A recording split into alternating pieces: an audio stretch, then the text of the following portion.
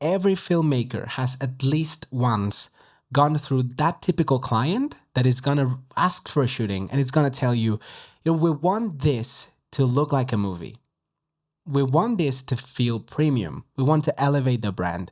And we all get it. What brand would not want their content to feel premium? But chances are, if it was a corporate shoot, you might get back to the editing room, take a look at the footage and say, yeah, that's boring. In this video, I just want to quickly go over my workflow and how I would approach a project and a shoot like this. Also, these are a lot of clips. It's 239 clips. And I think the wrong thing here would be to think of this as, okay, I have to color grade 239 individual clips. Now, that's not the game here. A different way I like to think about it is, okay, I've got around 240 clips. Let me see how many little scenes I can separate from all of this, because all of this was shot in the same location, right? But maybe in 2 different days and, different lighting conditions. Clouds getting in, clouds getting away. So I think of this as, okay, I try to take a general look, an overview of how many different mini scenes there are. So I try to group those clips of same lighting continuity, texture, colors, all those different things, and I work in pockets. And then I will get one master clip, one reference. I will grade that one. And once I'm happy with it, I'll just copy paste settings, and that will already put me 95% there for every single clip. I then just have to adjust, exposure, contrast, white balance. That's it. So let's see how I will go about this. Again, this is insane. This is like, right now would be like 35 minutes of footage. It's a lot of different clips. So, what I generally go around and do, maybe I would get into the color page, and you can guys click on the light box. You guys will see a general overview of every thumbnail of the clips that you have. So you get a general sense of the scenes maybe. Those are pretty much very similar, okay?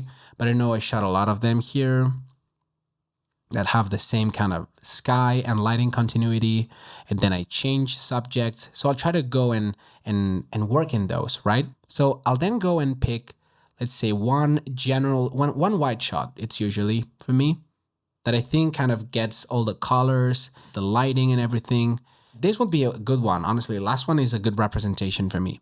So I would get into the color page and then I would start grading. So here you just do your own color grading. If you guys want to use our free PowerGrades, you can download them in the description down below.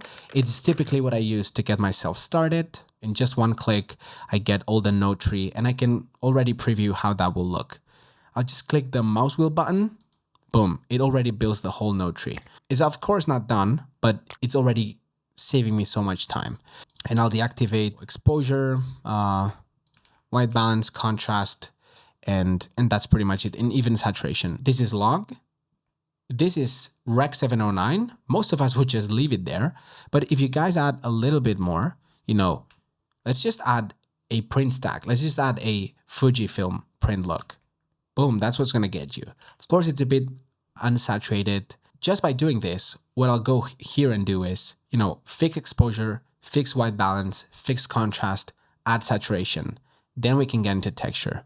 So we're basically doing a 5-step framework. It's very simple. You see, we first want to always start converting. So CST in, CST out, we always get that done.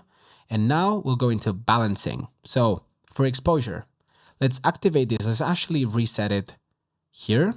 And I'll take a look at the waveform. And generally, nothing is clipped. Nothing is kind of,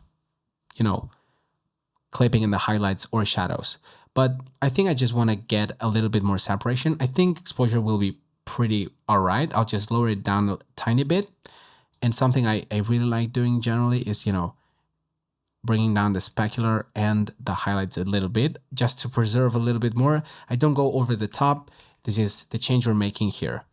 Now we'll get into the white balance. And honestly, I really like using the vector scope. I can already see how this is pretty blue. It's heavily leaning into the blue. I can already see it in the image as well. So, we'll try to warm it up, see where it lands, but we might revisit it later on. So I think right here. And then I'll get into contrast. I think this is what's gonna really make the image pop. So we'll just reset it, go from here. And I think I'll go back to the waveform, and I like using the curves here. So I'll just try to, I like lowering the top a bit.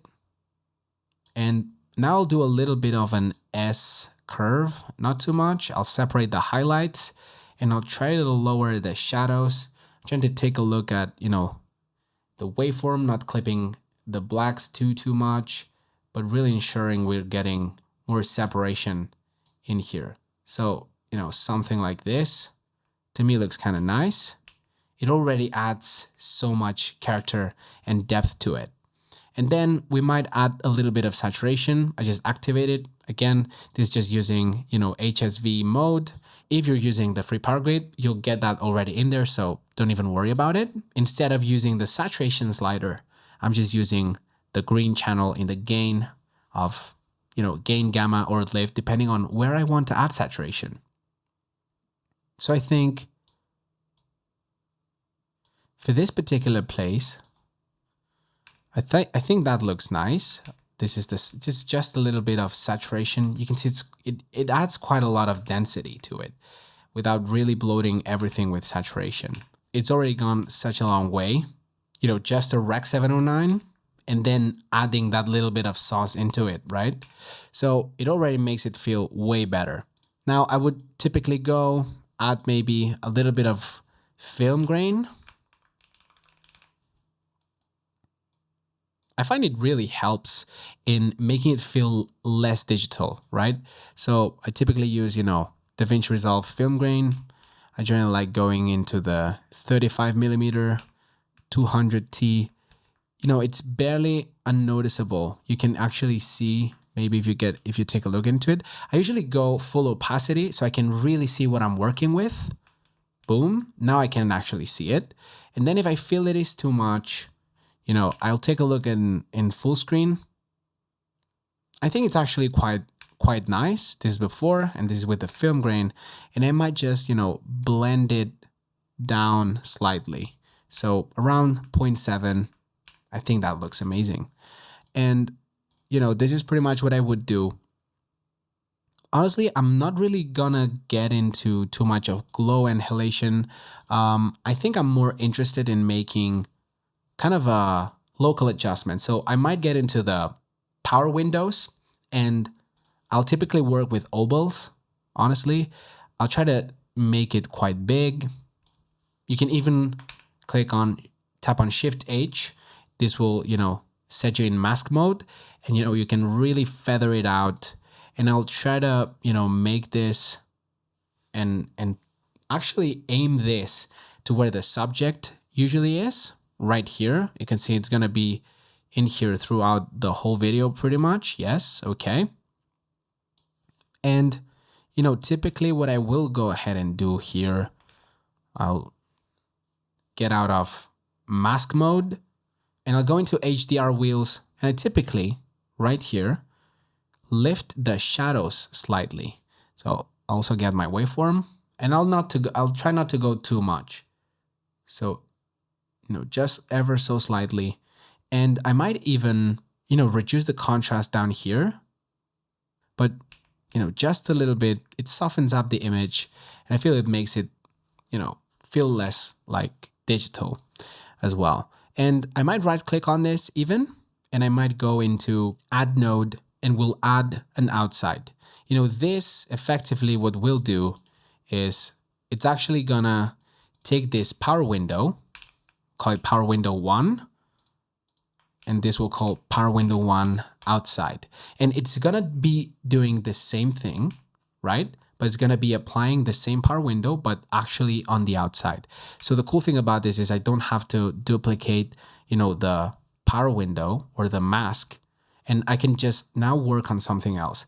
And typically I like adding a little bit more vignette. So just with the HDR wheels and the globals, I'll bring it down just ever so slightly.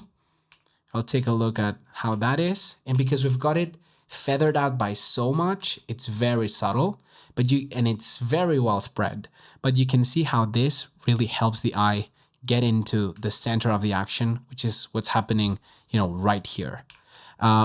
Just by this, guys, just by adding a little bit of this, the image looks way, way better.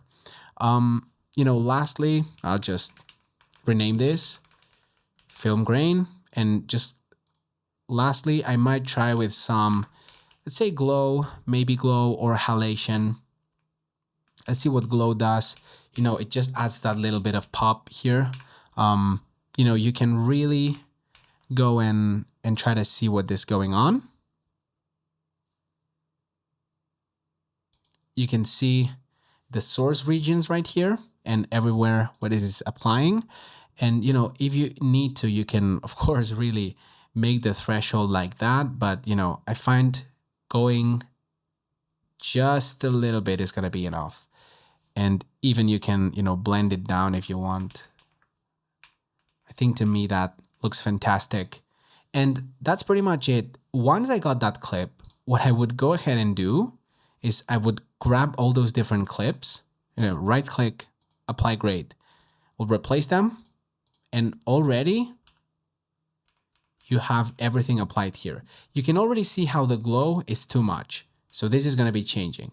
So now I just have to adjust a couple things, right? So I would get into, let's say, this one, and I can already see how that glow is the one guy that is doing so much. So, I'll blend it down to almost 0, and I'll add a touch of it. And once I got that done, I know it's the 19th clip, so I'll redo it. I'll replace them. I'll be doing the same for the other clips as well. Boom. And now the only thing I have to do is go ahead and keep rebalancing them, right? I know this already is way too dark, so I can just lift it up ever so slightly. Boom. Same thing here. I might need to bring it up a touch. Here we might even bring it, I don't know, even down. And maybe even add some saturation in this one. I feel like could benefit it. Let's go. If you want, you can click on this split screen.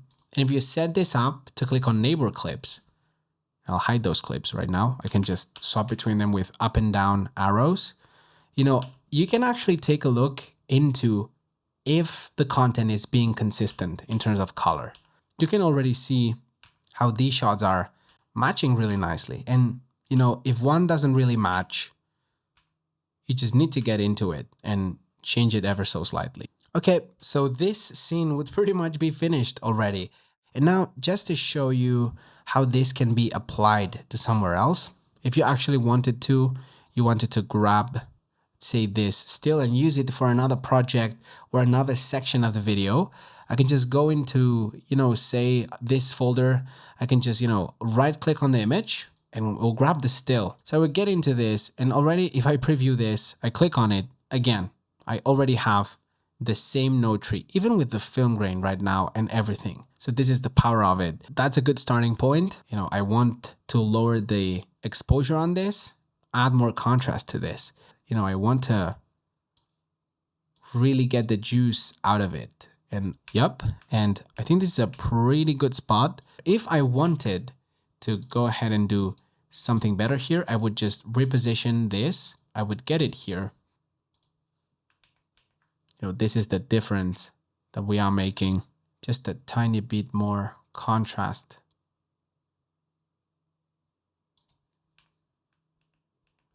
And so if you want the exact same node tree that I have been using in this video, link is in the description. You can grab the C.R.A.F.T PowerGrade for free. Just drag it on, select your camera profile, balance it out, you're done. Now go make your client's footage feel like a movie and premium as they requested, and I'll see you in the next one.